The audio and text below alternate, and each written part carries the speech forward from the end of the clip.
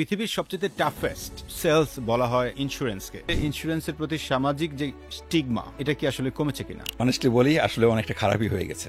Insurance ক্যারিয়ারটা আসলে আমার এরকম, যদি বলেন যে খুব পছন্দ করে এসেছি তা না।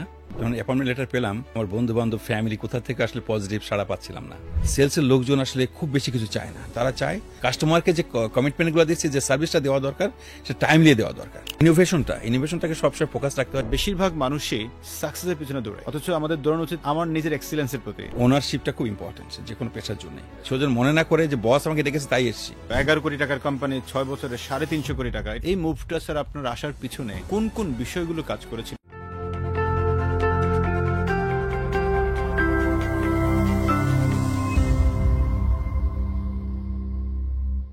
আসসালামু আলাইকুম সবাইকে, শুভ সন্ধ্যা। পৃথিবীর সবচেয়ে টাফেস্ট সেলস বলা হয় ইন্স্যুরেন্সকে। আজকে সেলস লিডারশিপ পডকাস্টের আয়োজনে আমাদের সাথে যেই অতিথি আছেন, তিনি বাংলাদেশের একজন লেজেন্ডারি ইন্স্যুরেন্সের মানুষ। আমরা আমন্ত্রণ জানিয়েছিলাম স্যারকে যে আমরা একটু জানতে চাই স্যারের কাছ থেকে ইন্স্যুরেন্স সেলসটা আসলে কী জিনিস, সেখানে লিডাররা কিভাবে কাজ করে, একটা কর্পোরেট সেলসে কিভাবে কাজ করতে হয়, বিভিন্ন রকম ট্রানজেকশনগুলোতে কিভাবে আসলে নিজেকে মুভ করতে হয়। এই বিষয়গুলো জানার জন্যই আমাদের আজকের আয়োজনে সেলস পডকাস্টের দ্য সেলস লিডারশিপ শো, যেটা powered by sales leadership academy, এবং এইটা ফিউচার আইকনের একটা ইনিশিয়েটিভ। আমরা আমন্ত্রণ জানাচ্ছি আমাদের আজকের অন্যতম একজন অতিথি, একজন জীবন্ত কিংবদন্তি, জনাব মনিরুল আলম তপন স্যারকে। স্যার, আসসালামু আলাইকুম। ওয়ালাইকুম আসসালাম স্যার, থ্যাংক ইউ, আপনি আমাদের সাথে যুক্ত হয়েছেন সেলস পডকাস্টে। ধন্যবাদ আপনাকেও আমাকে আমন্ত্রণ জানানোর জন্য। রাইট। স্যারের সম্পর্কে যদি আপনাদেরকে একটু বলে রাখি, স্যার তার ক্যারিয়ার শুরু করেছিলেন ডেল্টা লাইফ থেকে, সেখান থেকে পরবর্তীতে প্রগতি লাইফ ইন্স্যুরেন্স, দেন গার্ডিয়ান লাইফ ইন্স্যুরেন্স, দেন উনি জয়েন করেছেন, বর্তমানে ম্যানেজিং ডিরেক্টর এবং সিইও হিসেবে আছেন বেঙ্গল ইসলামী লাইফ ইন্স্যুরেন্সে। সো আমরা প্রথমে স্যার আপনাকে জানতে চাই, স্যার আপনার ক্যারিয়ারটা শুরু করেছিলেন কিভাবে বা কোথা থেকে স্যার? ধন্যবাদ আপনাকে। আসলে ক্যারিয়ারটা, ইন্স্যুরেন্স ক্যারিয়ারটা আসলে আমার এরকম, যদি বলেন যে খুব চুজ করে এসেছি, পছন্দ করে এসেছি তা না। জানেন যে আমার ঢাকা বিশ্ববিদ্যালয়ের সময়টা কেটেছে 80-তে, যে সময় এরশাদ বিরোধী আন্দোলনের মধ্যে, যেখানে আমার 4 বছরের কোর্স শেষ করতে প্রায় 7.5 বছর মতো লেগেছিল।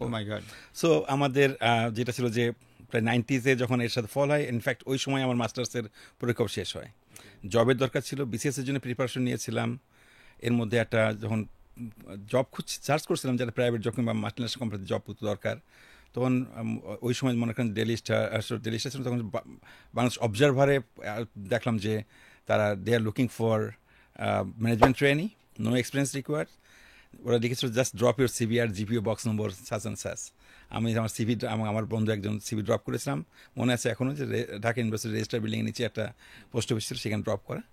এরপরে যখন ওরা ইন্টারভিউ লেটার আসলো, তখন দেখলাম যে একটা ইন্স্যুরেন্স কোম্পানি। তো আমরা আমাদের কম্পিটেন্সি প্রমাণ করার জন্য একটা পরীক্ষা দিতে গিয়েছিলাম। পরীক্ষা দিলাম, ওরা কিছুদিন পরে আবার চিঠি দিল যে হ্যাঁ তুমি সিলেক্ট হয়েছো, পাস করেছো, ইন্টারভিউর জন্য, ভাইবার জন্য আসো। ভাইবা পরীক্ষা দিলাম, এরপরে আবার কল করলেন যে হ্যাঁ finally you have been selected, আবার আসো, তোমাদের সঙ্গে মত বিনিময় করতে চাই। তো এইভাবেই আমরা প্রায় 7 জন জয়েন করেছিলাম ডেল্টা লাইফে 91-এ। আমরা বলি যে first batch in delta life as a management training.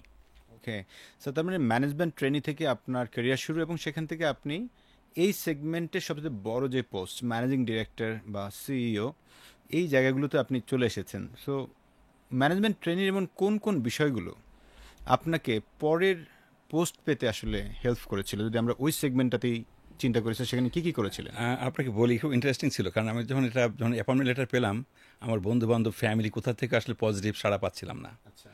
তখন আমার যিনি ওই company managing director CEO actually ছিলেন শাফাত আহমেদ চৌধুরী স্যারকে বলেছিলাম যে স্যার সব ভালো লাগছে, কিন্তু আমার ফ্যামিলি, বন্ধু বান্ধব কেউ তো পছন্দ করছে না।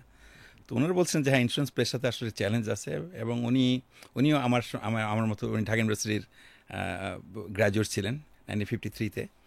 সো বাট উনি একটা জিনিস বলেছিলেন, যেটা আমাকে করেছে, যে এই পেশাটা হয়তো বাংলাদেশের নতুন প্রাইভেট কোর্স শুরু হয়েছে, বাট এর খুব রিওয়ার্ডিং হবে, এবং আমরা চাচ্ছি যে, তার অবজেক্টিভ ছিল যে আমরা খুব হাই স্যালারি দিয়ে নিয়েছি তোমাদেরকে, যে এই পেশাটাকে ভালো করতে গেলে ভালো ছেলেমেয়ে দরকার, ভালো নলেজেবল মানুষ দরকার।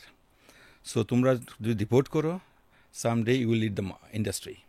সো স্যারকে বিশ্বাস করেছিলাম এবং এই পাশাপাশি যেটা ছিল যেহেতু স্টুডেন্ট থাকা অবস্থায় জয়েন করা, সো আমি সমস্ত ইন্স্যুরেন্স অ্যাক্ট সমস্ত ডকুমেন্ট পড়েছিলাম, পড়ে যখন দেখলাম যে কোথাও কোনো খারাপ কিছু নাই, আচ্ছা, তো এটা আমাকে হেল্প করেছিল যে আসলে ইন্স্যুরেন্স আইনটা পুরোটা জানা ছিল, ইন্স্যুরেন্সের সমস্ত ক্লজেস, প্রোডাক্ট নলেজ সব কিছু চেক করলাম, দেন দেখলাম যে কোথাও খারাপ নাই। দেন ওইভাবেই আসলে যেটা বলেছি এটা আমার চয়েস ছিল না, বাট অ্যাক্সিডেন্টলি জয়েন করলো। আর ওই যেটা ছিল যে যা কিছু করি জেনে শুনে জন্য করি।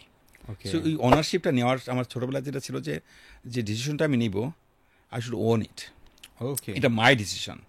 সো ওইটার কারণেই আমার বন্ধু বান্ধব আছেন যে যাই বলুক, আমি এই পেশাতে যখন ডিভোট করলাম, যে যাই বলুক এটা আমি বিশ্বাস করি একটা ভালো পেশায় আসছি এবং আই উইল কন্টিনিউ, এবং আমার বসকে বিশ্বাস করেছিলাম, সেভাবেই আসলে আমার যাত্রা শুরু। Thank you sir.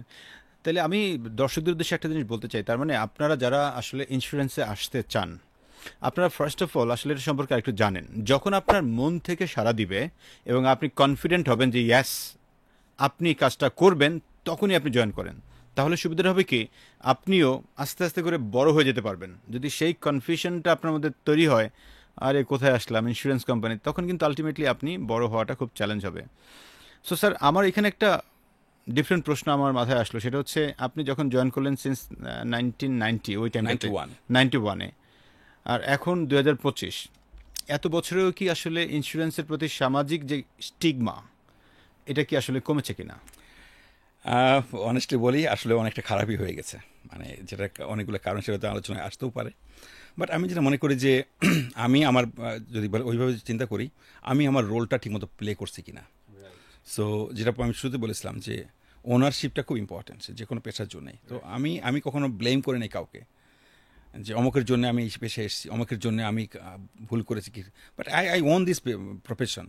এবং এটাকে এগিয়ে নেওয়ার জন্য আমার যে আমার যিনি মেন্টর শাবাত আহমেদ চৌধুরী, উনি যেটা বলেছিলেন যেটা যে মানে সবসময় টেক কেয়ার করে এই পেশাতে যেন বদনাম না হয়, এবং তোমাদের দ্বারা এটা সম্ভব। তো ওটা মাথায় ছিল সবসময়, যতটা যখন কোনো ডিসিশন নিই, কথা বলি, যা কিছু করি, ওটা রাখি যে এটা কি ওয়েদার এটা আমার প্রফেশনের পজিটিভ কিছু ইম্প্যাক্ট করবে কিনা, না নেগেটিভ করবে। সো সবসময় মাথায় থাকি যে আমার ডিসিশন যেন কখনো কাস্টমারের এগেনস্টে না যায়, আমার এমপ্লয়ীদের এগেনস্টে না যায়, আমার প্রফেশনের বদনাম না হয়। সো ওইভাবে নিজেকে ফেয়ার করে আসলে কাজ করে যাওয়া। স্যার, এখানে একটা শব্দ আপনি ইউজ করেছেন, মেন্টর, শাফায়েত স্যার। সো তার মানে হলো যে আপনারও একজন মেন্টর আছে, এবং এটা কি এরকমটা হওয়া উচিত যে যারাই যে প্রফেশনে আসুক না কেন, সেটা সেলস হোক, ইন্স্যুরেন্স হোক, অথবা যে সেক্টরেই থাকুক না কেন, তার একজন আসলে মেন্টর থাকা উচিত? যদি তাই হয়ে থাকে স্যার, মেন্টর কে হতে পারে? আসলে ওনার যে ব্যক্তিত্ব, মানে আপনি যাকে মানে you have to trust them, এবং তাদের পার্সোনালিটি, তাদের, কারণ আমার তো ওনার সঙ্গে প্রায় আমার সুযোগ হয়েছিল প্রায় 8 বছর কাজ করার। Right sir. সো এবং যখন বলি যে আমি জাস্ট ছোট্ট করে একটু just সবার জানার জন্য বলি, আমরা 7 জন জয়েন করেছিলাম ম্যানেজমেন্ট ট্রেনিংতে ডেল্টা লাইফ 91-এ অ্যাজ এ সিইও। আমি এখন তো নিজে সিইও আছি। Right sir. উনি ওনার রুমে, আমি জানি আমাদেরকে ট্রেনিং দেওয়ার জন্য অ্যাকচুয়াল প্রাইসিং অ্যান্ড প্রোডাক্ট নলেজের জন্য ওনার রুমে ব্ল্যাকবোর্ড লাগালেন। যেমন তখন তো এই ছিল না, হোয়াইট বোর্ড ছিল না, তখন চক আবার কিনলেন।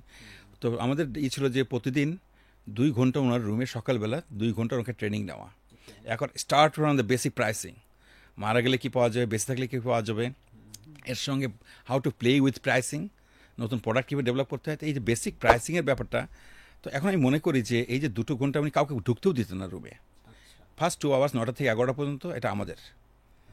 সো এটা এখন চিন্তা করি যে একজন CEO and who as an actuary আর অলসো চেয়ারম্যান রোল প্লে করতেন, উনি কতটা ডেডিকেশন থাকলে এবং কতটা কেয়ারিং হলে পারে একজন আমাদের মতো যারা ফ্রেশ জয়েনার্স তাদেরকে 2 ঘন্টা করে প্রতিদিন নিতেন, এবং 2 ঘন্টার মধ্যে আমাকে আবার অ্যাসাইনমেন্ট দিতেন যে নেক্সট ডেতে আসবা, এই প্রবলেমগুলো সলভ করে আসবা।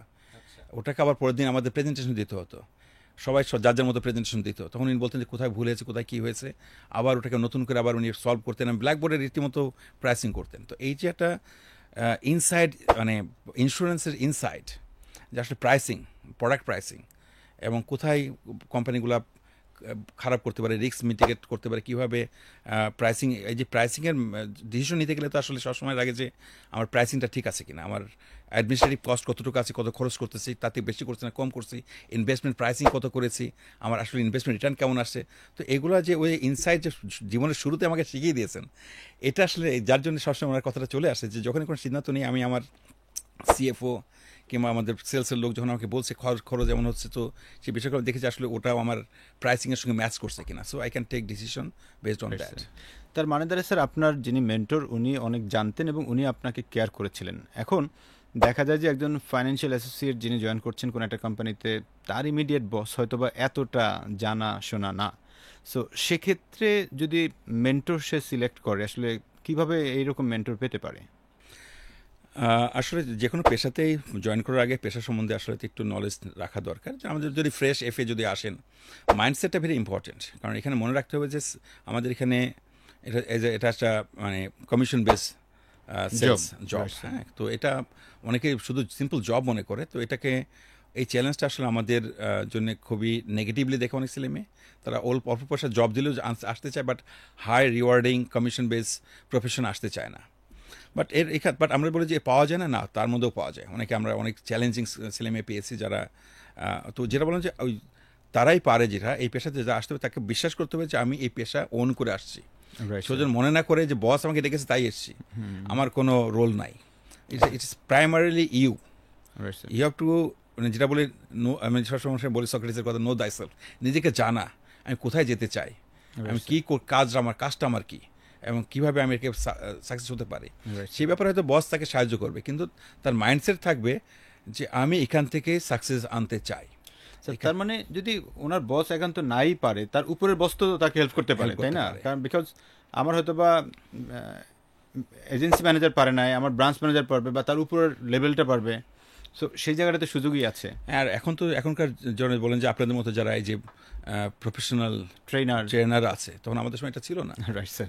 সো আমি ফার্স্ট টাইমে আমি আমার জীবনে যে প্রফেশনাল ট্রেনিং পেয়ে থাকি, তো 96-এর দিকে আমার শুরু হলো। হয়তো আমাকে দেশের বাইরে যে একটা ইন্ডিয়াতে ট্রেনিং নিতে হয়েছে, পুনাতে। So that was the first training এবং ফার্স্ট ওভারসিজ ট্রেনিং।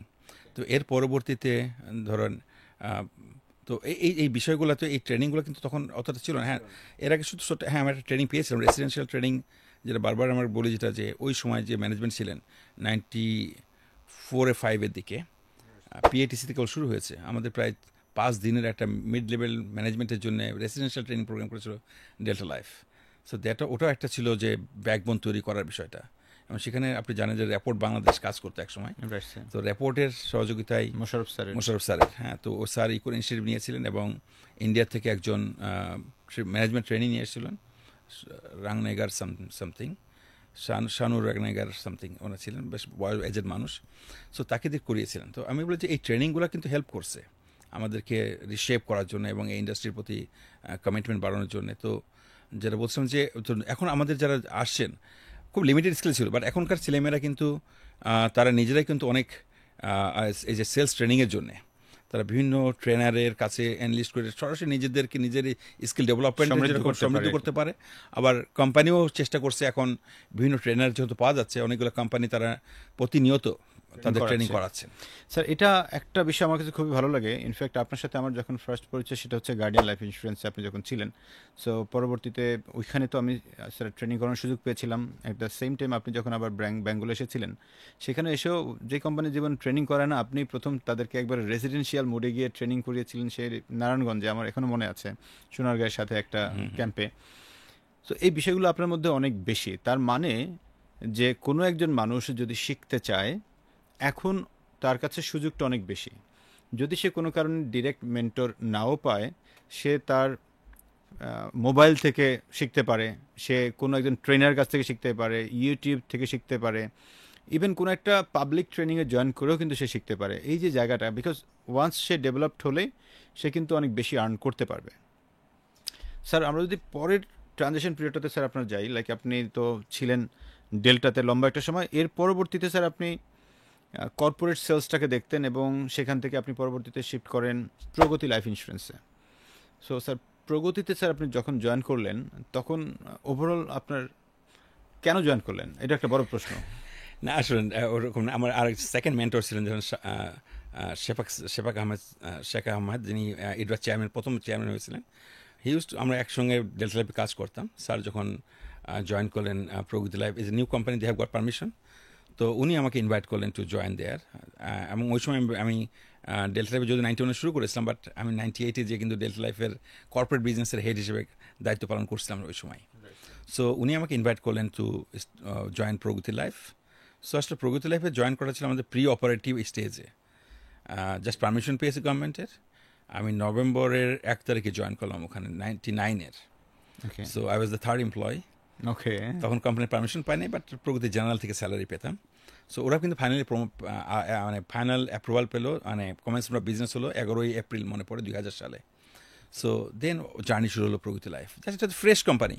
সো তারপরেও আমি আমার যদিও মেজর রোল ছিল as a head of corporate business, but as a নতুন কোম্পানিতে সব জায়গাতে আমাদের কন্ট্রিবিউট করতে লাগতো। সো ওখানে একটা আমার জন্য খুব ভালো লার্নিং টাইম ছিল, একজন অ্যাকচুয়ারির সঙ্গে কাজ করা, এবং সেখানে অ্যাডমিন, আমাদের লিফলেটগুলো ডেভেলপ করা থেকে, আমাদের প্রোডাক্ট ডেভেলপ করার থেকে, আমাদের HR সব কিছুতেই আসলে কিছু কিছু নতুন কিছু শেখার আর সুবিধা হলো, নতুন নতুন রোল, এডিশনাল রোল নিয়ে আমার কাজ করার সুযোগ হলো, যেটা হয়তো পরবর্তীতে যখন সিও হিসেবে কাজ করছি তখন আমার কাছে সহজ হয়েছে যে আমি অ্যাকাউন্টস জানি না, বাট আমি ওই সময় অ্যাকাউন্টস থেকে জানতে হয়েছে। HR জানি না, HR জানতে হয়েছে। আমার অ্যাডমিন এভরিথিং একটা ওই ফার্স্ট নলেজটা ওখানে কিন্তু এখন যেহেতু জিরোতে শুরু করেছেন প্রগতি লাইফে, সো ওটা সব জায়গাতেই একটা কন্ট্রিবিউট যেমন করেছি, আর সেলফ লার্নিংও হয়েছে। স্যার, আমরা অনেক সময় দেখি কোনো একজন কলিগকে, ধরেন তার কাজ হচ্ছে অ্যাডমিনে, এখন তাকে যখন বলা হয় যে ভাই আপনি একটু এই কাজটা করে দেন, তো বলে না এটা তো আমার কাজ না। এখন আপনি তো সব ধরনের কাজ করেছেন, ছিলেন আপনি কর্পোরেট বিজনেসের, আপনি সেখানে HR সহ আর অনেকগুলো জিনিস দেখেছেন।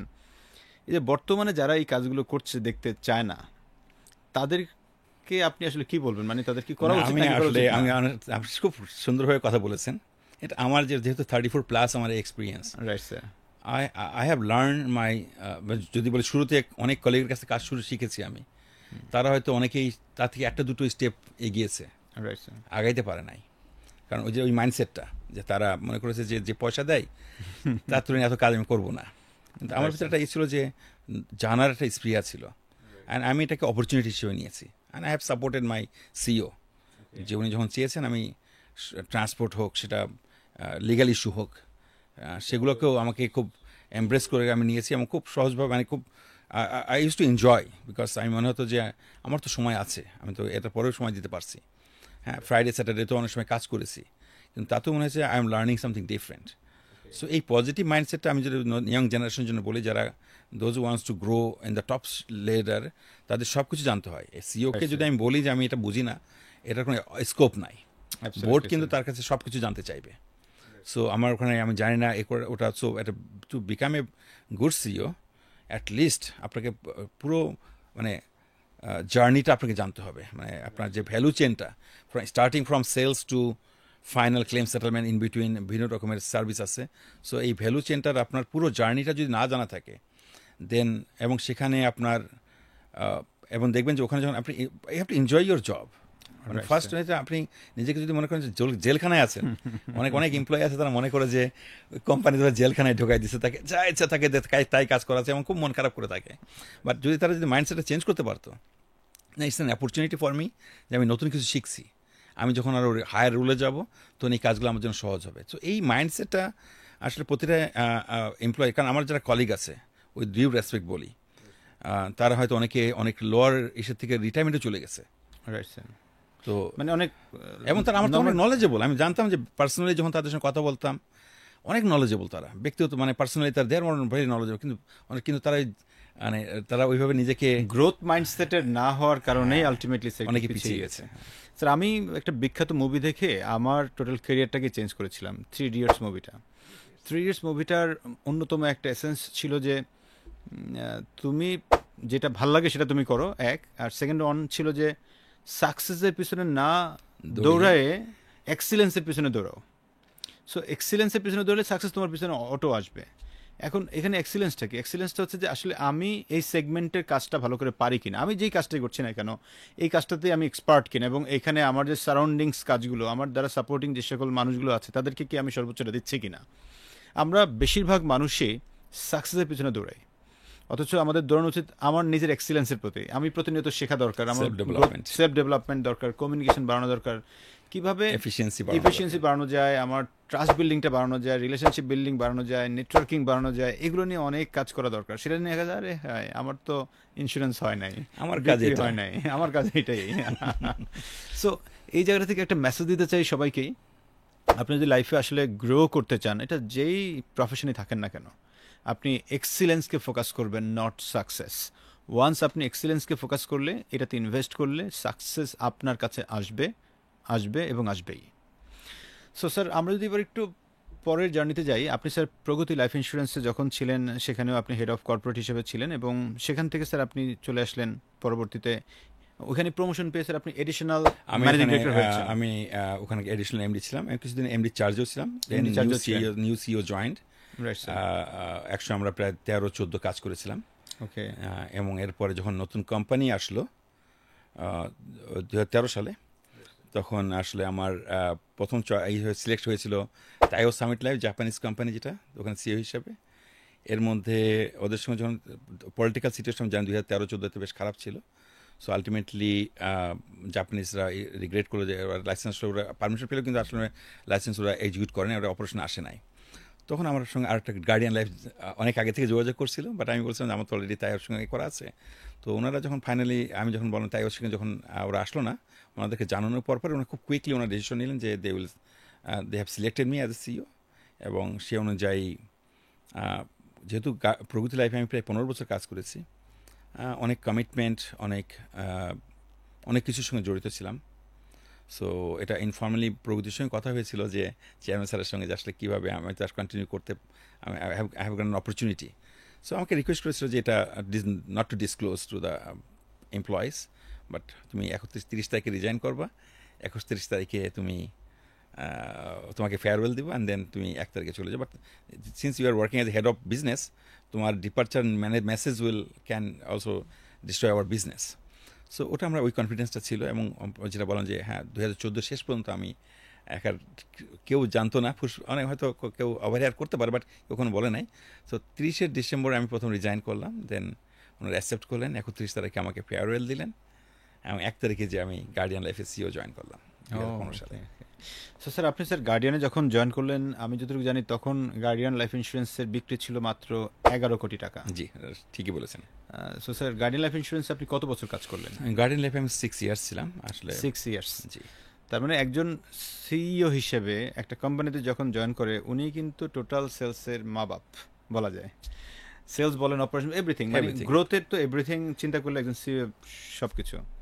তো আপনি জয়েন করলেন 11 কোটি টাকা নিয়ে, এবং সেখানে স্যার আপনি গার্ডিয়ান ছাড়লেন যে বছর 2021 না 22 স্যার? না, এটা 2000 সালে, 2020 সালে। 2020 সালে স্যার আপনি গার্ডিয়ানকে লিভ করলেন।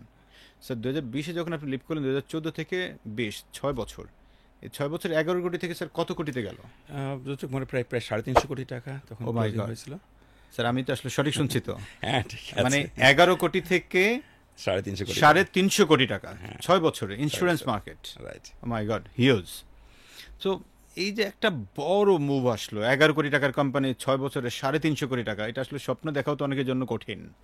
সো এই মুভটা স্যার আপনার আসার পিছনে কোন কোন বিষয়গুলো কাজ করেছিল যেটার কারণে আসলে হয়েছে?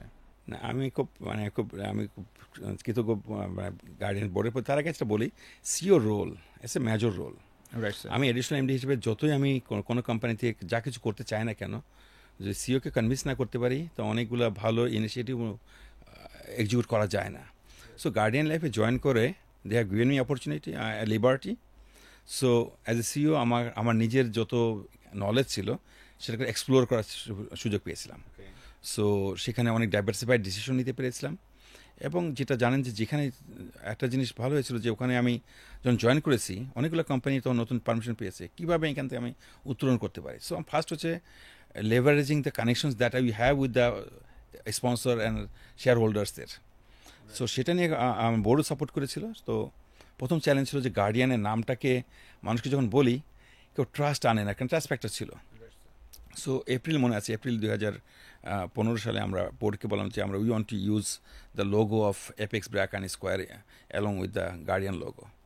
So they have permitted us, এবং এটা যখন আমি এটা ফার্স্ট ক্লিক করলো মার্কেটে যে গার্ডিয়ান কারা, তো লোগো থাকলে ওরা জিজ্ঞাসা ভাই এই লোগোগুলো কিসের জন্য, so because this company sponsored by this company, so the trust of the other sponsoring company become the trust of the Guardian Life. So মার্কেটে এই প্রথম ট্রাস্ট, এটা আসলে এটা প্রথম একটা চেঞ্জ আসলো, Revolution টা শুরু হলো। মানে অ্যাসেটেবিলিটি আসলো এটা।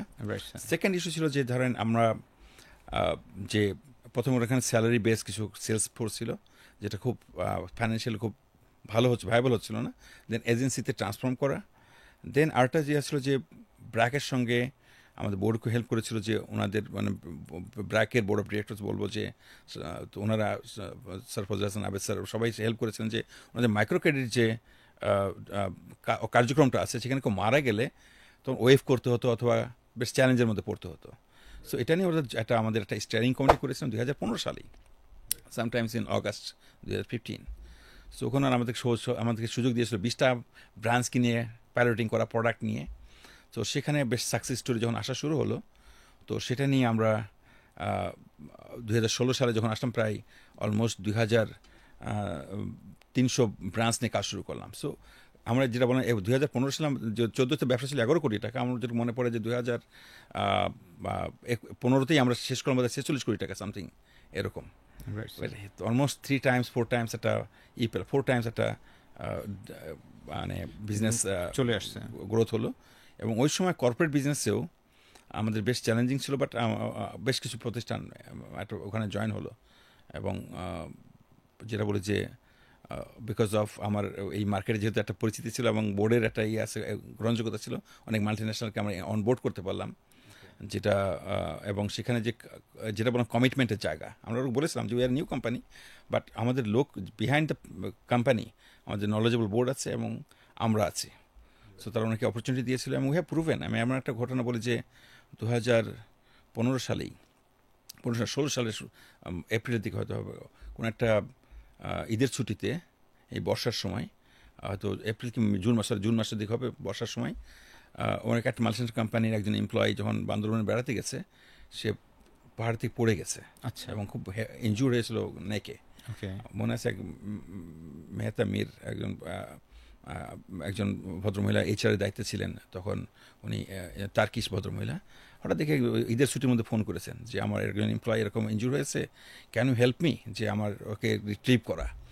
সো আমরা তখন ওরকম কমিটমেন্ট ছিল না যে এয়ার অ্যাম্বুলেন্স দেওয়ার, আর তখন টাকা মানে সব অফিস টফিস সব বন্ধ, বাট আমাদের যেহেতু রিলেশন ছিল স্কোয়ারের সঙ্গে, স্কোয়ারকে অ্যাপ্রোচ করলাম, ওরা বললো যে ঠিক আছে তারা সাপোর্ট দিবে। আমার যেহেতু আদার কানেকশন ছিল আগে থেকে, স্যারকেও অ্যাপ্রোচ করতে হয় না, চেয়ারম্যান স্যারকে, কিন্তু আমি ওনাদের জিএম লেভেলে কথা বলেই ওনারা বলে ঠিক আছে আমাকে একটা ইমেল করে দেন যে আপনি করবেন, you will pay us back later on. So ওটা ওদের কাছ থেকে ইমেল নিলাম যে তোমাকে হেল্প করো, উইল পে ইট ব্যাক, সে ওটাকে ফরওয়ার্ড করে দিলাম।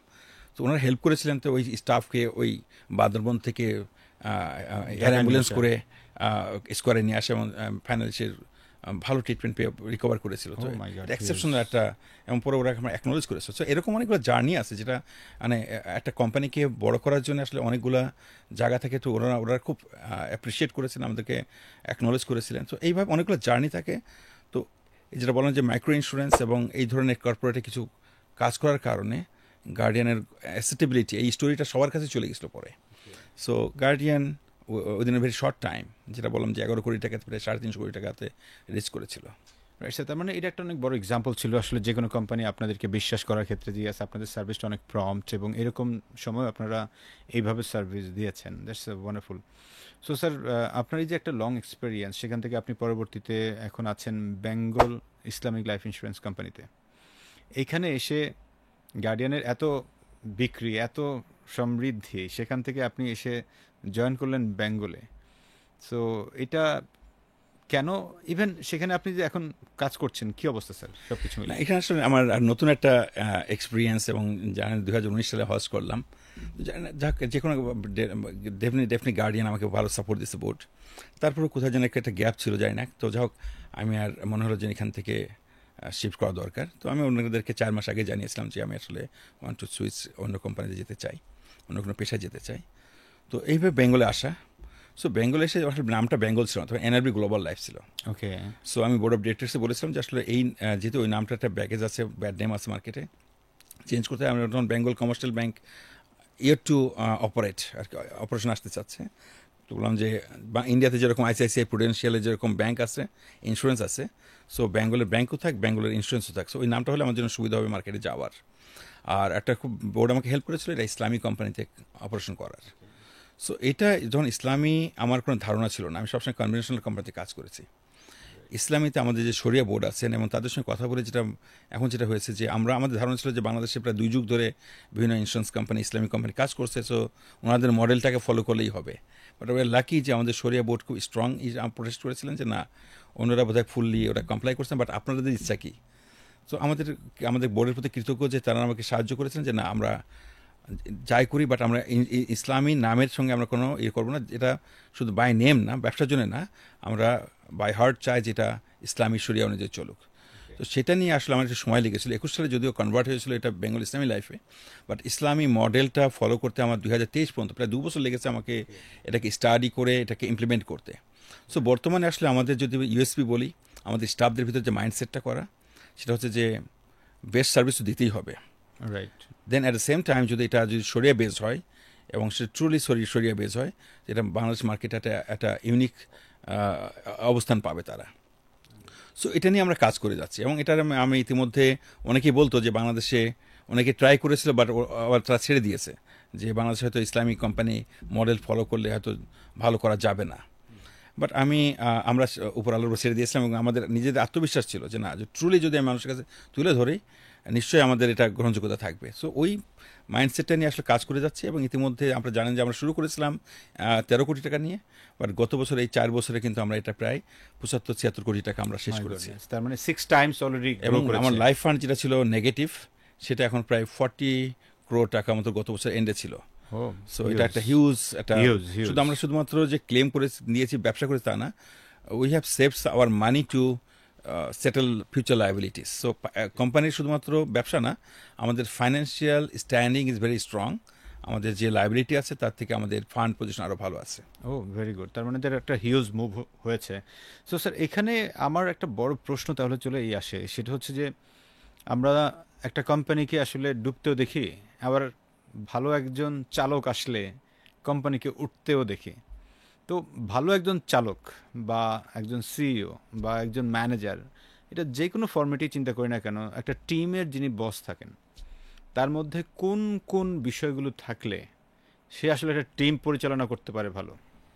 এটা আসলে আমি বলি সিম্পলি, এটা অনেস্টি, ডেডিকেশন, হার্ড ওয়ার্ক। তো এই 3টা জায়গায় এবং ওনারশিপটা নেওয়া। ওনারশিপ 4টা। সো ধরেন এরপর হচ্ছে আপনার কমিটমেন্টের কথা বলেছি কিনা, এই কমিটমেন্ট মানে আমি দেখছি যে এই জায়গাটা মানে আমার সঙ্গে যারা টিম কাজ করছে, আমি যেমন বলি যে যখন ডেল্টা থেকে প্রগতিতে এসেছি, আমরা ডেল্টা থেকে লক্ষ্যটা আনি নাই, we create a new people. গার্ডিয়ানে যখন গিয়েছি, we create a new people. Even ব্যাঙ্গলে আমরা যারা কাজ করছি, আমি ওই আগের 3 কোম্পানি কোনো লোককে আমি কখনো ইনভাইট করি, হ্যাঁ অনেকে এসছে, বাট আমি চেষ্টা করেছি যে আমরা নিজের মতো তৈরি করা। সো এবং নতুন যারা এখানে ছিল তাদের মাইন্ডসেটটাকে চেঞ্জ করা এবং তাদেরকে একবার ঝেড়ে মুছে নতুন করে মাইন্ডসেট তৈরি করা, যে আমরা এখানে এসেছি কমিটমেন্ট যে এই কোম্পানিকে ভালো করতে চাই। এবং ওরা যখন দেখলো যে আসলে এ সিও অন্য সিওর মতো না, আসলে যারা কথা বলছে সেটা আমরা কাজে পরিণত করছি। এবং তারা যখন দেখলো যে না, কোম্পানি যেভাবে ফাইন্যান্সিয়ালি গ্রোথ হচ্ছে, ব্যবসা গ্রোথ হচ্ছে, কমিটমেন্টের জায়গায় তারা রাখছে। আমার ফিল্ড পর্যায়ে যেটা সব থেকে চ্যালেঞ্জ ছিল, আমি যখন প্রগতি লাইফে যখন প্রথম হেড অফ বিজনেস হিসেবে জয়েন করলাম, আমার ধারণা ছিল যে ফিল্ডে কী চাই আমি তো জানি না, আমি তো নিজেও তো ওইভাবে রিটেলে কাজ করি নাই, আমি কর্পোরেট কাজ করেছি। তো আমি যখন ভিজিট করা শুরু করলাম, প্রথম দিন আমরা নোট করতাম যে কী প্রবলেম বলেছে, এই প্রবলেম। অফিসে এসে আমি যেহেতু আইটি ব্যাকগ্রাউন্ড ছিল আমার, সো আমি এসে সবগুলো রিজলভ করে এরপরে যখন মিটিংয়ে যেতাম, সবাই দেখে খুব হ্যাপি যে স্যার অনেক কিছু করেছে। আমি কী করছি? কিছুই তো করি না, শুধু কমিটমেন্ট রাখছি। তো তারা দেখলাম যে আসলে সেলসে অথবা বিভিন্ন প্রফেশনে তারা বাড়তি কিছু চায় না, ওরা চায় যে কোম্পানির যে কমিটমেন্টটা আছে সেটা কোম্পানির ম্যানেজমেন্ট ঠিকমতো রাখে কিনা। তখন আমার লার্নিং হলো যে আসলে সেলসের লোকজন আসলে খুব বেশি কিছু চায় না, তারা চায় কোম্পানির যে পলিসিগুলো আছে, কোম্পানির যে কমিটমেন্টগুলো আছে, তারা যেন টাইমলি সার্ভিসটা দেয়। কাস্টমারকে যে কমিটমেন্টগুলো দিচ্ছে, যে সার্ভিসটা দেওয়া দরকার, সেটা টাইমলি দেওয়া দরকার। সো ওইখানে আসলে আমি ফোকাস করি। আমি আসলে যদি বলে যে খুব বেশি সেলসম্যানশিপ আমার নাই, বাট আমি যেটা করি যে কথা কাজ মিল রাখাটা ডেডিকেশন, অনেস্টি অ্যান্ড কমিটমেন্ট, এই জায়গাগুলো থেকে আমি কাজ করি। তো এটা আমার সেলসের লোকজন ওরা ভেরি স্মার্ট। ওদেরকে যদি আমরা ওই ওই জায়গায় চেঞ্জ আনতে পারি, আমাদের সেলসে যারা হেড আছে তারা খুবই খুবই স্মার্ট। আমি তাদের মতো আসলে কথা বলতে পারি না, বাট ওদের কাজ ওরা করে। বাট ওদেরকে কতটুকু ওরা বলবে, কতটুকু বলবে না, এই জায়গাটাকে ওদের সঙ্গে কাজ করি সবসময়, যে ভাই এইভাবে আমরা কাজ করি, মাঠের জন্য কোনো বদনাম না হয়। Right sir. আর আরেকটা যেটা কাজ করেছি সেটা হচ্ছে যে আপনার এফিসিয়েন্সিটা বললেন আপনি, এফিসিয়েন্সি। একই কাজ কীভাবে ভিন্নভাবে করা যায়। সো আমি যেটা আমার একটা ম্যানেজমেন্ট ট্রেনিংতে আমার প্রথমে কাজ ছিল যে how you can do it differently, and সেখানে আমার এফিসিয়েন্সি বাড়াইতে পারে কীভাবে। আমরা যখন ডেলটাতে শুরু করেছিলাম টাইপ মেশিন ছিল, ওই ট্রান্সফরমেশন টু আইটি মানে কিচ্ছু না, জাস্ট ওয়ার্ড স্টার দিয়ে কাজ করতাম। যে সারাদিন ধরে টাইপ করতে দেখলাম, যখন ওয়ার্ড স্টারে কপি করে নিলাম, দেখলাম যে ওদের 3 জন টাইপিস্টে সারাদিন মাথা ব্যথা করতো আমাদেরকে শব্দতে। 6 মাসের মধ্যে দিকে টাইপ মেশিন আর লাগে না। আবার ওদেরকে নলেজেবল করলাম যে কীভাবে কম্পিউটার চালাতে হয়। হ্যাঁ, আমার চ্যালেঞ্জ ছিল, বসরা বলতে যে ওরা কিবোর্ড ভেঙে ফেলবে, যে ভাঙুক না, সমস্যা কী, ওদেরকে দিলে হবে না। তো যাই হোক, এই চ্যালেঞ্জগুলো ওভারকাম করে সো এটা আমার কাছে বলে যে কিছুটা চেঞ্জ আনা। এই যে আমাদের এখন যে অ্যাপসগুলো চালু করছি, নিজে যখন গার্ডিয়ান লাইফে ছিলাম, আমার অনেকগুলো পুরোনো পলিসিগুলো চালু রাখতে পারি নাই, মানে ল্যাপস হয়ে যেত, কারণ পিএম পে করার চ্যানেল ছিল না ওরকম। রাইট। সো গার্ডিয়ানে আমরা যখন টিমের সঙ্গে কথা বললাম, উই ডেভেলপ অ্যাপস। সো ইন্ডাস্ট্রিতে প্রথম অ্যাপস এটা ইন্ট্রোডিউস গার্ডিয়ান আমরা করলাম। ওকে, ইন্স্যুরেন্সের যে অ্যাপস, এই বিষয়টা প্রথম শুরু হয় গার্ডিয়ানে এবং Life-এ, আপনার হাত দিয়ে তাই। হ্যাঁ, এবং সেখানে পে চ্যানেলগুলো, সেখানে যে পেমেন্ট চ্যানেলগুলো করা, মানে ব্র্যাকের সঙ্গে ব্যাংকের সঙ্গে, সেটা এসএসএল আমাদেরকে হেল্প করেছিল। ওরা বলে আমার একটা এগ্রিমেন্ট, মাস্টার এগ্রিমেন্টে সব চ্যানেল ওপেন হয়ে যাবে।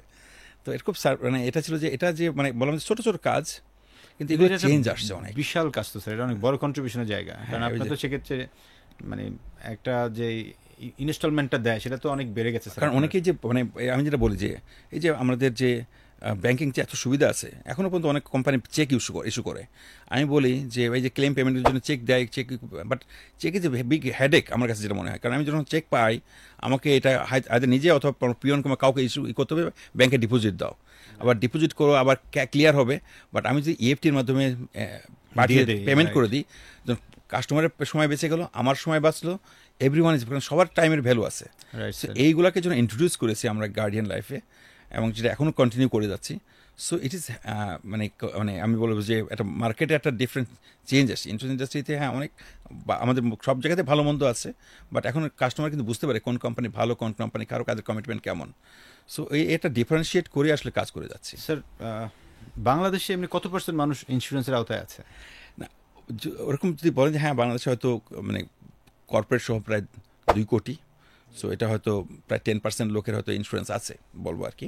আমাদের পার্শ্ববর্তী দেশ বা যদি আমরা কাছাকাছি আমাদের এশিয়ান কান্ট্রিগুলো চিন্তা করি, তাদের সাথে এরকম তাদের সেটা আসলে আমাদের কোন যেন বলে যে আমাদের যেটা বলে যে আমাদের যে কন্ট্রিবিউশন টু দ্য ন্যাশনাল ইকোনমিতে আমাদের হয়তো 0.043%। সো সেখানে হয়তো ইন্ডিয়াতে প্রায় 4% মতন। 4%, but 10 times higher. 10 times higher. তো এখানে আসলে অনেক কাজ করার আছে, নিভৃতে অনেকে কাজ করে যাচ্ছে। বাট আমি এখন মনে করি এই পেশাতে যারা নতুন আসছেন, আমি মনে করি যে এখনও it's a blue ocean opportunity.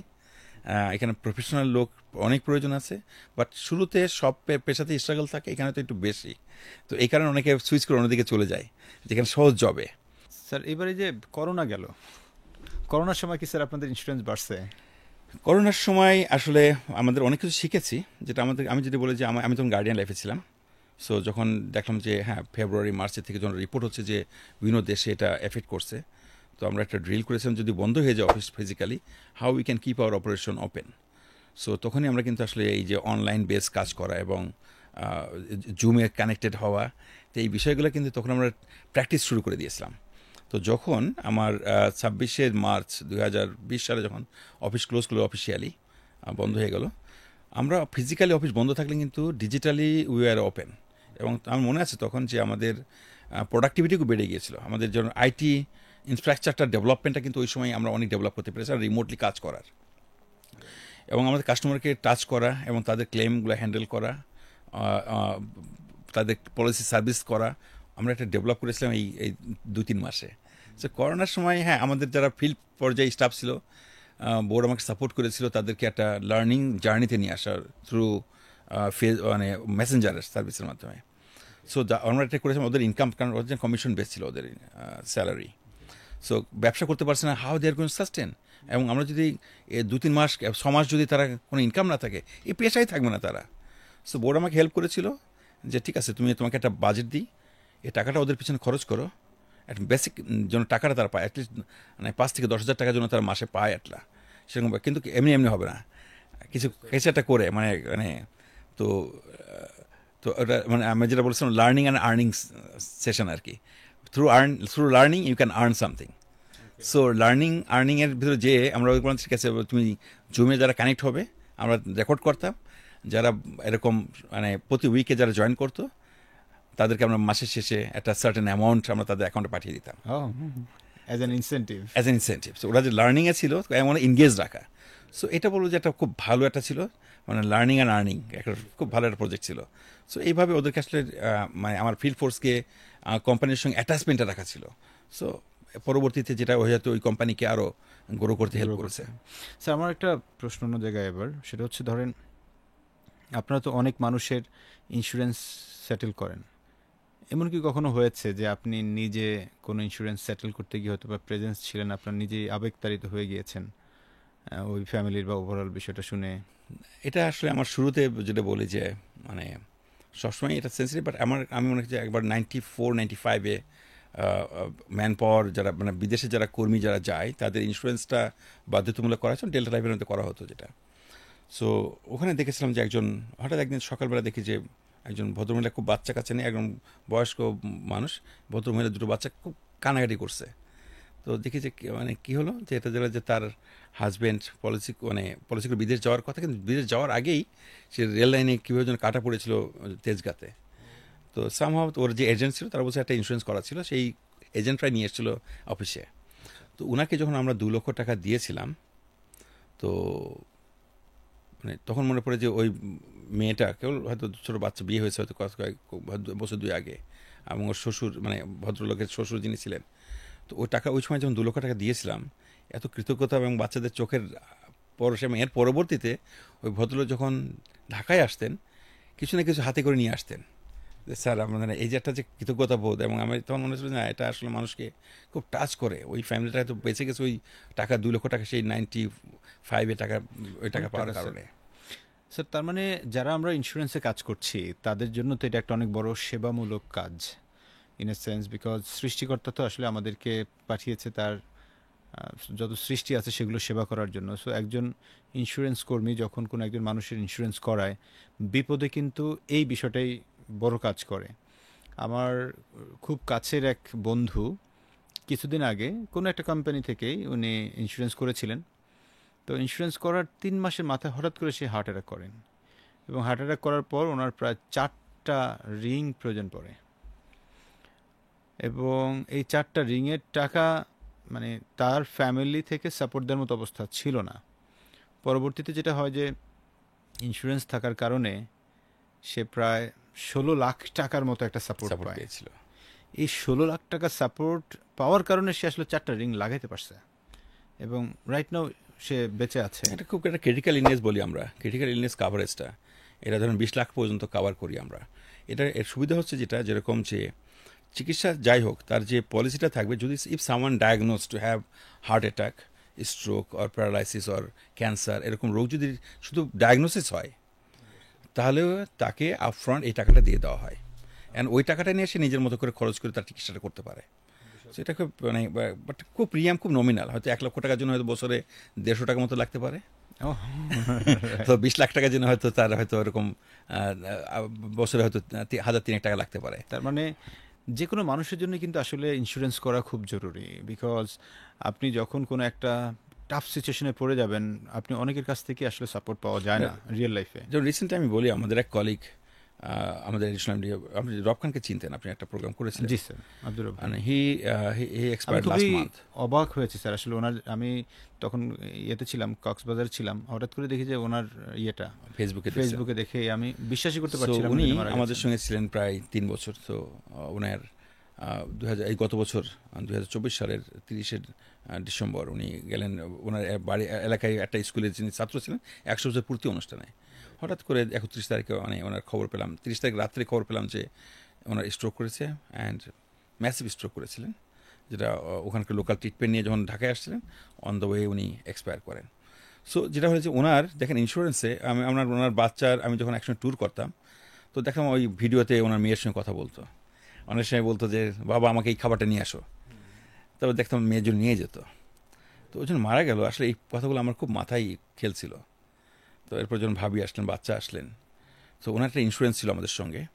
So আমরা ওনাকে কিন্তু অল টুগেদার ওনার এবং সার্ভিস বেনিফিট সহ প্রায় 45 লাখ প্লাস আমরা ওনাকে সেটেল করেছি। এবং সেটা ভাবির সঙ্গে আলাপ করেছিলাম। তো উনি বলেন ইমিডিয়েট ওনার কিছু নিড ছিল, 10 লক্ষ টাকার মতো ওনাকে আমরা ক্যাশ দিয়েছিলাম, আর বাকি 35 লক্ষ টাকা মেয়ের নামে আমরা এফডিআর করে রেখেছি ইসলামী শরিয়া অনুযায়ী, যেখানে প্রতি মাসে প্রায় 35,000 টাকা করে উনি মেয়েটা পেতে থাকবে যতক্ষণ না 18 বছর বয়স হয়। এটা তো অনেক বড় সাপোর্ট। সো এখন তার মেয়ে কিন্তু বাসাও ছাড়তে হয় নাই, তার স্কুল ছাড়তে হয় নাই, আমরা ওনার ওয়াইফের জন্য একটা জবের ব্যবস্থা করে দিয়েছি। সো মানে এটা হচ্ছে যে মানে এটা মানে একটা কলিগের জন্য করা একটা মানে, বাট ইন্স্যুরেন্স যদি বলি, যেমন আমি যেটা বলি, আমি যখন ব্যাঙ্গালোরে জয়েন করেছিলাম আমাদের স্টাফদের জন্য গ্রুপ ইন্স্যুরেন্স ছিল না। Right sir. সো এই অনেকে আবার মনে করে যে এই গ্রুপ ইন্স্যুরেন্স দরকার নেই স্যার, আমরা তো ইয়াং লোক, আমাদের লাগবেও না। কিন্তু এটার পর থেকে দেখছি যে এখন সবাই মানে লাইন ধরছে না ইন্স্যুরেন্স করতে হবে স্যার, এটা যে এত টাকা পাওয়া যায় মানে বিশ্বাস করে না। তো ইভেন ইন্স্যুরেন্স যারা চাকরি করে তারাও বিশ্বাস করে না যে ইন্স্যুরেন্স কোম্পানি তাকে টাকা দিবে। এটা খুব আইরনি।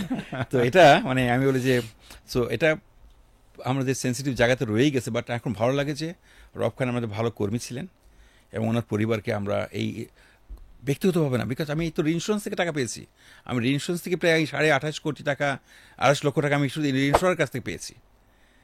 মানে যে আমাদের যে হেনোভার যে ইন্স্যুরার আছে, যদি গ্রুপ ইন্স্যুরেন্সের ইন্স্যুরেন্স করা ছিল ওখান থেকে পেয়েছি, কোম্পানির অ্যাকাউন্ট থেকে যায় নাই। সো এটা একটা যে ইন্স্যুরেন্স একটা প্রসেস সিস্টেম। সো ওইভাবে কাজ করলে যে কোনো কোম্পানি তার স্টাফদেরকে কিন্তু এইভাবে একটা ওয়েলবিংয়ের ভিতরে নিয়ে আনতে পারে। এবং আমাদের আপনি যেটা বলছিলেন এর মধ্যে অনেকগুলো শিক্ষা বিমার অনেক ক্লেম আমরা দিয়েছি। তো অনেক সময় দেখেছি তারা মা আসছে, আমি যখন আগের যে কোম্পানি কাজ করতাম মেডিকেল রিপ্রেজেন্টেটিভ ছিল ভদ্রলোক, মোটরসাইকেল অ্যাক্সিডেন্ট করে মারা যায়, একটা ইনস্টলমেন্ট দিয়েছিল, তার মধ্যে মনে পড়ে যে 3 লক্ষ টাকার মধ্যে পলিসি ছিল। সো ইনস্ট্যান্ট তাকে তার ফ্যামিলিকে 10% দেওয়া হয়েছিল এবং প্রতি মাসে এখন মেয়েটা 3,000 টাকা করে পায়। আমরা তার সাক্ষাৎকার নিয়েছিলাম, ছোট্ট বাচ্চা ক্লাস 2, বোঝেও না, সে শুধু খেলা করে বেড়াচ্ছে। তাকে যখন এখন কিন্তু সে এই যে পলিসিটা যেটা আছে ধরেন 15 বছর মেয়াদি, বাচ্চা কিন্তু প্রতি মাসে কিন্তু 3,000 টাকা করে পেয়েই যাচ্ছে এবং ফাইনালি যখন ম্যাচিউর করবে এই 3 লক্ষ টাকা আবার কিন্তু আবার সে পুরোটাই পেয়ে যাবে মেয়ে যখন 18 বছর বয়স হবে। সো এই যে একটা মানে একটা যারা হয়তো ক্লেম হয় না তারা মনে করে যে বোধহয় এটা আমার ব্যাড ইনভেস্টমেন্ট হচ্ছে, কিন্তু at the time of need তখন কিন্তু এটা অনেক বড় সাপোর্ট। এবং আমার নিজের ক্ষেত্রে বলি, আমার আমার আমার ওয়াইফের 2014 সালে অসুস্থ হার্ট অ্যাটাক করেছিল, তো আমার 4 লক্ষ টাকা খাবার ছিল, আমি ভাবছি বোধহয় এটা এনাফ, কিন্তু ওই সময় আমার প্রায় 10 লক্ষ টাকার মতো খরচ হয়েছিল। তার 4 লক্ষ টাকা তো মানে এটা তো মানে অনেক সময় মনে হতো আমার দরকার নেই, আমরা তো ইয়াং, আমাদের প্রয়োজন নেই, কিন্তু ওটা কিন্তু 4 লক্ষ টাকা ইন্স্যুরেন্সে কভার করেছে। হ্যাঁ, আমি গ্রেটফুল টু দ্য ওই সময় যে এমপ্লয় প্রগতি লাইফ, ওরা পুরো টাকাই দিয়ে দিয়েছিল, যে বোর্ড বলেছিল যে না এটা ওর ওয়াইফের জন্য যা লাগে টোটাল খরচটা কোম্পানি বেয়ার করবে। আমি লাকি যে তাদের সাপোর্ট, আমি আসলে যেটা বলি যে ডেল্টা বলেন, প্রগতি বলেন, গার্ডিয়ান বলেন, যেখানে কাজ করেছি আলহামদুলিল্লাহ ওরা আমাকে অনেক অনেক সাপোর্ট করেছে mentally, financially, they have given me, they have honoured me, এবং আমিও আমার মতো সবসময় মানে 100% অফ মাই এফোর্ট দিয়েছি ওনাদেরকে গ্রোথের জন্য। স্যার, আপনি বললেন মাত্রই যে ইন্স্যুরেন্স মানুষ আসলে বিশ্বাস করতে চায় না, ইভেন যে চাকরি করে সে নিজেই বিশ্বাস করে না। এটা আসলে একটা কঠিন বাস্তবতা ইন বাংলাদেশ। তো একজন সাধারণ মানুষ আসলে কোন কোন প্যারামিটারগুলো দেখলে ইন্স্যুরেন্স কোম্পানির বা ইন্স্যুরেন্সের ওই পার্টিকুলার কোম্পানিতে সে ইন্স্যুরেন্স করতে পারে, সেটা কি আসলে একজন সাধারণ গ্রাহকের কোনো সুযোগ আছে কিনা? একটু নলেজেবল থাকা দরকার আসলে, যে কোনো ইন্ডাস্ট্রিতে ভালো মন্দ আছে। আমি যেটা বলবো যে প্রথম হচ্ছে যে ওদের স্পন্সররা কারা। ফার্স্ট হচ্ছে board of directors. Insurance company itself is a trustee company. Okay. So as a trustee বোর্ডের মেম্বার হচ্ছে বোর্ড অফ ডিরেক্টরস। ওকে। যদি বলি company wise, so board of ডিরেক্টরসে যারা আছেন তারা কতটুকু ট্রাস্ট ওয়ার্থি, তাদের ব্যাকগ্রাউন্ডটা কেমন এটা জানা দরকার। সেকেন্ড ইস্যু হচ্ছে যে ওই কোম্পানির ফাইন্যান্সিয়ালসটা কেমন আছে, এই যে জার্নিটা করছে, তারা যে প্রিমিয়াম আর্ন করেছে, তারা তার ফিউচার লাইবিলিটির জন্য তাদের কোম্পানির ফাইন্যান্সিয়ালসগুলো কীভাবে সেফ অ্যান্ড সিকিউর করেছে ফিউচার লাইবিলিটিকে মিট করার জন্য। কারণ আমার প্রতিটা premium is a liability, it's not a profit. So এই লাইব্রেরিগুলোকে ওনারা কি সব নিজের টাকা মনে করে খরচ করে ফেলছেন, না ওনারা গ্রাহক টাকাকে একটা নির্দিষ্ট অংশ জমা করে করে তারা একটা ফান্ড ক্রিয়েট করছে ফিউচার লাইব্রেরি মেট করার জন্য? তো তো এটা হয়তো আমাদের গ্রাহকদের আসলে সবসময় এটা স্কোপটা হয় না, বাট তারপরেও কিছু গ্রাহক আছে যারা হয়তো ফাইন্যান্সিয়ালস অ্যানালাইজ করে করতে পারেন। বাট গ্রামের সাধারণ লোকজন, আমি যেটা মনে করি আমাদের যারা সেলসে কাজ করেন তাদের আসলে মেন রোলটা প্লে করতে পারেন, যে তারা কোন কোম্পানিতে কাজ করবে। তারা এরকম একটা কোম্পানিতে ট্রাস্টওয়ার্থি কোম্পানিতে কাজ করা উচিত, যাতে তারাও যেন ফিউচারে, যেরকম অনেকগুলো কোম্পানি আছে যারা এখন ক্লেম দিতে পারছে না। সো আমি জানা আছে যে অনেক সেলসের পিপুল তারা এখন ঘর ছাড়া হয়ে গেছে, কারণ নিজ এলাকায় কাজ করতো, সেল করেছে, ম্যাচিউর হয়ে গেছে, টাকা দিতে পারছে না। এটা তো একটা স্যার বড় ধরনের মানে বিপর্যয় আসলে ইন্ডাস্ট্রিতে। সো এটা এরকম অনেক প্র্যাকটিক্যাল চ্যালেঞ্জ নিয়ে আসলে আমাদেরকে কাজ করতে হয়। বাট আমরা বলি ভাই, সব জায়গাতে শুধু তো ইন্স্যুরেন্স না, ব্যাংকের স্যার, টাকাও তো চলে গেছে অন্যদিকে। একজন সাধারণ মানুষ হিসেবে কি এমন কোনো ওয়ে আছে যেটার মাধ্যমে আমি আসলে বের করতে পারবো যে এই কোম্পানিতে আমি ইনভেস্ট করছি, বা এরকম কোনো সুযোগ আছে কিনা? না, যেটা বলে অ্যাটলিস্ট এখন তো ওয়েবসাইট আছে, so you can see their financials, যে কীভাবে গ্রোথটা আছে। এবং তার মানে যারা সেলসে কাজ করে, ফার্স্ট লাইনে আছে, FA বা ফাইন্যান্সিয়াল অ্যাসোসিয়েট যারা আছেন, ওনাদেরকে অন্তত বলতে চাই, আপনি যেই কোম্পানিতে কাজ করছেন ওই কোম্পানির ফাইন্যান্সিয়াল স্ট্যাবিলিটি, প্রিমিয়ামের যে ইউটিলাইজেশন, বোর্ড অফ ডিরেক্টরস, এই বিষয়গুলো দেখে তবে আপনি একটা ইন্স্যুরেন্স কোম্পানিতে কাজ করেন। তখন হবে কি, আপনার মাধ্যমে অনেক মানুষকে আপনি উপকৃত করতে পারবেন, সেবা দিতে পারবেন বিভিন্নভাবেই। কারণ এটা কিন্তু অনেক মহান একটা পেশা। কারণ আপনি যখন একজন মানুষকে তার অসুস্থতার সময়ে এরকম হসপিটালাইজড অবস্থাতে যদি স্যার কেউ 1,000 টাকাও দেয়, এটা কিন্তু অনেক বড় টাকা। তো সেখানে একটা সাপোর্ট দেওয়া মানে হিউজ। তো এইটা আমরা ওই যে সেবামূলক একটা মনোব্রত নিয়ে যদি কাজ করি, তখন আমাদেরকে অনেক বড় দুনিয়াতেও পাবো, মারা গেলেও ছোট্ট পাবো। একটা এক্সপিরিয়েন্স শেয়ার করি। ঢাকা ইউনিভার্সিটিতে 2003 সালে শিক্ষক কর্মকর্তাদের জন্য একটা পাইলট প্রজেক্ট হলো যে গ্রুপ ইন্স্যুরেন্স ইন্ট্রোডিউস করতে হবে। তো সেখানে আমরা পার্টিসিপেট করেছিলাম, উই গিভেন দ্য সার্ভিস, এবং সেটা পরবর্তীতে ইট বিকেম এ পার্মানেন্ট সলিউশন। কারণ ওখানকার ইউনিভার্সিটির শিক্ষকরা যখন তখন অ্যাপোলো ছিল, অ্যাপোলোতে যখন চিকিৎসা নেওয়া শুরু করলেন, আমার একজন শিক্ষকের কথা মনে পড়ে। উনি বলছেন যে আমার আত্মীয়স্বজন বলছে যে তুমি শিক্ষক মানুষ, এত টাকা দিবে কই থেকে? তো উনি বলেছেন যে আমার তো এখানে ইন্স্যুরেন্স, গ্রুপ ইন্স্যুরেন্স করা আছে, আমি 3 লক্ষ টাকা পাবো, আমার যা খরচ হবে 3 লক্ষ টাকা বিল হবে না, সুতরাং এটা তোমাদের কাউকে হেডেক না, এটা আমার যে গ্রুপ ইন্স্যুরেন্স করা আছে প্রতিষ্ঠান থেকে, সেখান থেকে সাপোর্ট পাবো। সো এটা যেটা মাইন্ডসেট তৈরি হলো ঢাকা ইউনিভার্সিটির শিক্ষকদের, এখন প্রায় 10 লক্ষ টাকা পর্যন্ত আমাদের বোধহয় যতটুকু জানি 10 লক্ষ টাকার মতো হেলথ কাভারেজ আছে। সো ইন্স্যুরেন্স একবার শুরু হয়েছিল, আর কিন্তু বাদ দিতে পারে নাই। ইভেনচুয়ালি অনেকগুলো বিশ্ববিদ্যালয়, অনেক কর্পোরেটে এখন কিন্তু যারা একবার পরীক্ষামূলকভাবে শুরু করে, তারা কিন্তু বাদ দিতে পারে না। কারণ এই সুবিধাগুলো আসলে কেউ না কেউ তো পাচ্ছে, এবং আমরা দেখেন এরকম অনেক শিক্ষকদের সঙ্গে আমার যেটা সুবিধা হয়েছে, কর্পোরেট যেহেতু কাজ করতাম, অনেক কর্পোরেট কাস্টমারদের সঙ্গে পার্সোনাল টাচ হয়েছে, অনেক সময় রিলেশনশিপ হয়ে গেছে, মানে ইট বিকেম এ পার্মানেন্ট রিলেশনশিপ ওইসব শিক্ষকদের সঙ্গে, ওইসব কর্পোরেট পিপলদের সঙ্গে, যে মানে একটা জায়গায় কাজ করি যেটা কমিটমেন্টে ঠিক রাখা। সো ওরা যখন ওনাদের যখন কোনো প্রবলেম হয়েছে, আমরা চেষ্টা করেছি ওনাদেরকে রাইটলি সাপোর্ট দেওয়া, ক্যাশলেস সার্ভিস দেওয়া। এই যে এখন আমরা যেরকম, আর ইনোভেশনটাকে সবসময় ফোকাস রাখতে হয়। যেমন বেঙ্গলে আমি বলি যে আমরা এখন শুধুমাত্র ইনপেশেন্ট দিচ্ছি না, আমরা আউট পেশেন্ট সার্ভিসটাকেও গত মাসে এনেছি। যেমন স্যার, যেমন আগে ছিল যে এখন পর্যন্ত সবগুলো কোম্পানি কিন্তু আপনার দেখা হচ্ছে রিইম্বার্সমেন্ট বেসিসে, রিইম্বার্সমেন্ট অথবা ডাইরেক্ট সেটেলমেন্ট, কোনো জাস্ট হসপিটাল ভর্তি হলে তার চিকিৎসা সুবিধা পাবে। বাট ইন্ডিভিজুয়াল লাইফে কর্পোরেটে আউট পেশেন্ট পায়, কিন্তু ইন্ডিভিজুয়াল লাইফে আউট পেশেন্ট সার্ভিস নাই। তো এখন যেটা হয়েছে যে আমাদের ইন্ডিভিজুয়াল পলিসি হোল্ডারকে আমরা আউট পেশেন্ট সার্ভিস দিচ্ছি। তারা যদি ডক্টর কনসাল্ট করে যে মেডিসিন এবং কনসালটেশন ফি যেটা হবে, সেই পয়সাটাও কিন্তু আমরা এখন ইন্স্যুরেন্সের মাধ্যমে দিচ্ছি ইন্ডিভিজুয়াল পলিসি হোল্ডারদেরকে। এবং সেটা আমরা টেলিমেডিসিন সার্ভিস নিয়ে আমরা কাজ করছি। একজন থার্ড পার্টি আছে, মিলবিক, কাজ করছে বাংলাদেশে। সো ওদের মাধ্যমে যে 24/7 তারা ডক্টর সার্ভিস পাচ্ছে, এবং ওই ডক্টর যে প্রেসক্রিপশনটা করছেন, সেই ডক্টর প্রেসক্রিপশন অনুযায়ী মেডিসিন কেনার পরে আমি বলছি তোমাকে ক্লেম করতে হবে না, ওই ফার্মেসি থেকে যে বিলটা দিবে তোমাকে, ওটা জাস্ট স্ক্যান করে অ্যাপসে আপলোড করে দিবে, 3 থেকে 5 দিনের ভিতরে তোমার অ্যাকাউন্টে টাকা চলে আসবে। ও মাই গড, দ্যাটস ইট। তোমাকে কোনো ক্লেম ফর্ম ফাইন করতে হবে না, কিচ্ছু করতে হবে না। তো এটা অনেক বড় একটা রেভলিউশনারি কাজ হ্যাঁ। করেছেন। তার মানে হচ্ছে যে যারা ইন্স্যুরেন্স করবে বেঙ্গল লাইফে, তারা এখন যদি কোনো কারণে তার পেশেন্ট হসপিটালাইজড হয়, এটার জন্য সে আলাদা আছেই। করে পাবেই। এবং অ্যাট দ্য সেম টাইম যদি তার হসপিটালাইজড না কিন্তু আলাদা কোনো একটা চেম্বার পেশেন্ট দেখাচ্ছে, আউট পেশেন্ট হিসেবে। আউট পেশেন্ট হিসেবে কোনো একজন ডক্টরকে দেখাচ্ছে, আমরা তো অহরহ এটা আমাদের যেটা দেখাই। করেছে যে আমাদের যেহেতু অনলাইন বেস ডক্টর আছে 24/7, আমরা বলছি যে এটা আমরা ওপেন করি নাই, এটা হচ্ছে যে টেলিমেডিসিন, আমাদের MBBS ডক্টর 75 মতো ডক্টরস আছে, 24/7 সার্ভিস দেয়। সো উনি ঘরের অ্যাট দেয়ার কনভিনিয়েন্স ডক্টরের সঙ্গে কথা বলবেন, ওনার ফ্যামিলির পুরো ফ্যামিলি কভার করে। তো ডক্টর প্রেসক্রিপশন দেবে যে প্রেসক্রিপশনে ওটা ওনার নিয়ার বাই কোনো ফার্মেসি থেকে ওষুধ কিনবেন, অথবা কোনো টেস্ট করতে চাইলে টেস্টগুলো করবেন, ওই টেস্ট করার পরে ওই বিলগুলো শুধু আপলোড করে দিবেন। তার মানে স্যার আপনাদের যে 75 জন ডক্টর আছে, তার মানে আমি ঘরে বসেই সার্ভিসটা পাচ্ছি। ঘরে বসে সার্ভিস পাচ্ছি। ও মাই গড, এবং এটা আমি দেখি আমার জানেন যে মানে এই মুন্সিগঞ্জ এবং নোয়াখালী লক্ষ্মীপুর এলাকায় অনেকে বিদেশে কাজ করে, রাইট, তো তারা অনেক সময় আছে ভদ্রমহিলারা কিন্তু একা থাকেন, বাইরে যেতে পারে না তো। বাইরে যেতে পারেন না। এখন ওরা খুব উপকার পাচ্ছে, আমরা খুব ফিডব্যাক পাচ্ছি যে ওনারা ঘরের ভিতরে বসে 24, বাচ্চারা অসুস্থ হয়েছে তাকে বাইরে যেতে হচ্ছে না, ডাক্তারের কাছে যেতে এটা হচ্ছে তো না। অনেক বড় একটা সাপোর্ট স্যার, কারণ হচ্ছে যে অনেকে হাজবেন্ড বিদেশে থাকে, অনেকে হাজবেন্ড হয়তো ঢাকায় জব করে, বাসায় হয়তো বাবা মা একা থাকে, এরকম অসংখ্য ঘটনা আছে। হয়তো ছেলেরা ঢাকা চাকরি করে, বাবা মা হয়তো গ্রামে থাকে, এরকম অসংখ্য ঘটনা আছে। সো উনি যদি একটা ফোন করেই সার্ভিসটা পেয়ে যায় এট দ্য সেম টাইম, ওই মানে SMS এর মাধ্যমে অথবা যদি স্মার্টফোন হয় তো PDF এর মাধ্যমে ওনার প্রেসক্রিপশনটা চলে আসছে। ওকে, ওরা ধরেন রাত 12টার সময়, ভোর 4টার সময় বাচ্চা কানাকাটি এটা কি করছে, অন্য কোনো ইন্স্যুরেন্স কোম্পানিতে নেই এখন? এই মুহূর্তে নাই। ও, তার মানে আপনি এখানেও কিন্তু একটা বড় ধরনের Unique ইনোভেশন করলেন আর কি একটা স্যার। ইউনিক সলিউশন আমরা এসেছি এটা। স্যার তার মানে আপনি গার্ডিয়ান লাইফ ইন্স্যুরেন্সে যখন ছিলেন সেখানে আপনি অ্যাপটাকে রান করলেন, এট দ্য সেম টাইম এখানেও আরেকটা ইনোভেশন ডিজিটাল দিলেন। চ্যানেল ওখানে ওপেন করলাম অনেকগুলা।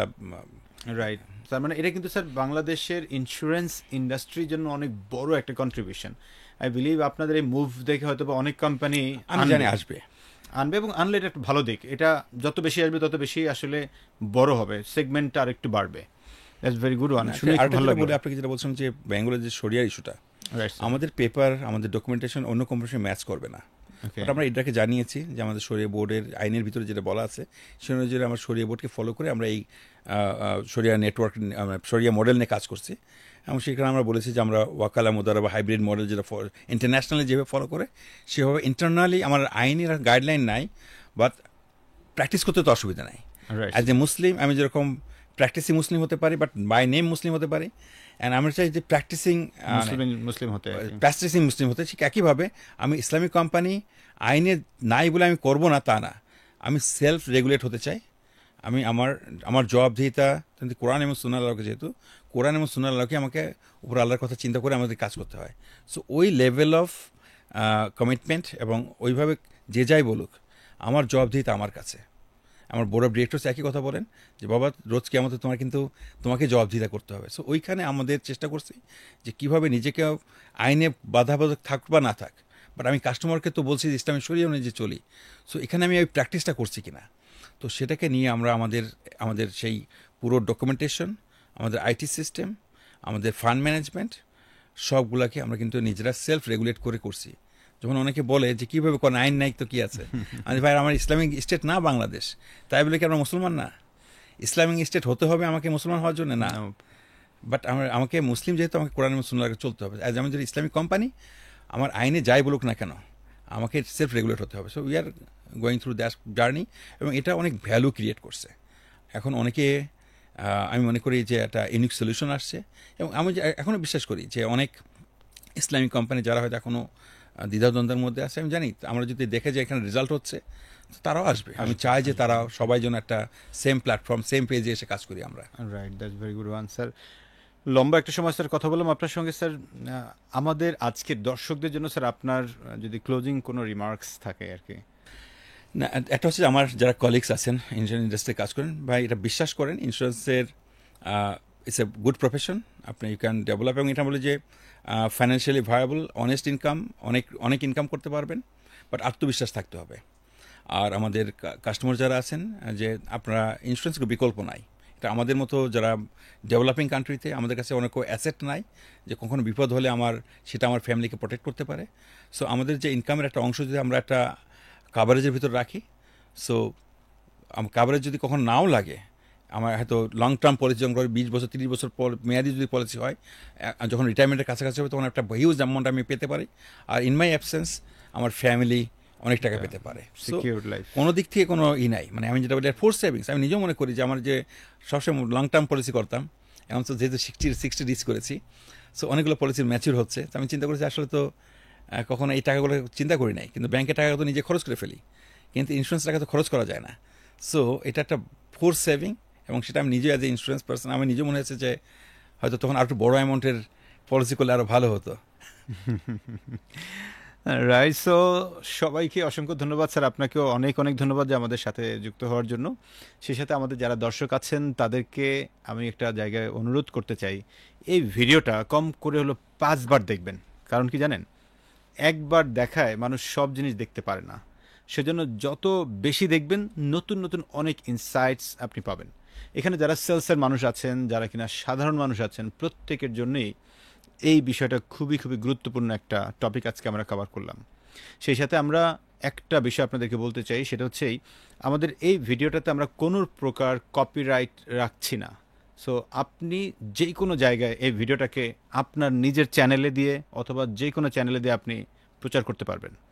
সেই সাথে আপনার কাছের যে সকল মানুষ আছে তাদেরকেও আপনি উদ্বুদ্ধ করবেন, এই ভিডিওটা দেখাবেন। কারণ আমাদের মূল উদ্দেশ্য হচ্ছে যে বাংলাদেশের সেলসে যারা আমরা কাজ করছি তাদেরকে সমৃদ্ধ করা। সো আর কথা না বাড়িয়ে আজকে রাখতে চাই এখানে। আমরা নেক্সট কোনো একটা পর্বে আবার নতুন কোনো একজন লেজেন্ডারি মানুষকে নিয়ে হাজির হব sales podcast the sales leadership শোতে। সে পর্যন্ত সবাই ভালো থাকুন। আসসালামু আলাইকুম।